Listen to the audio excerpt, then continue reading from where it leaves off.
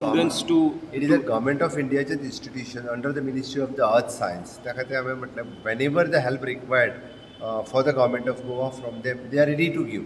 आतांच तांच्यांनी I'm congratulating for them for their comic book and which is in the English, Hindi, Marathi, Konkani लँग्वेजींतल्यान तांच्यांनी जो book release केला which is too good.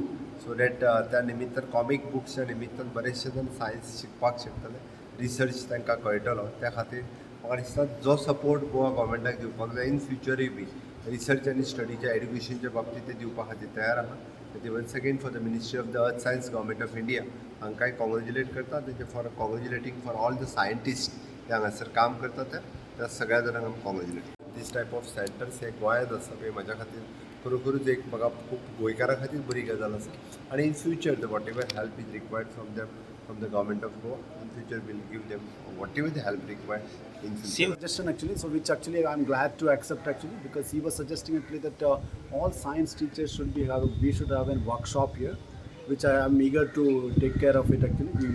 We can do it. We only need to talk to the actually higher education, the office and find out actually what would be the best available time and are they really willing. So it's a suggestion from the CM at the moment. So we should also find out the teachers availability and who will coordinate that. As far as NCPOR concerned, we are more than glad to support it actually. We have facilities here to do that workshop. So it would be a wonderful thing I would say. So we would request actually the government to support getting these teachers here. So rest of the thing we can take. That's what I would say. It's about to celebrate our the foundation which is that the institution formed and what we achieved and what we are currently doing and what we look forward in future.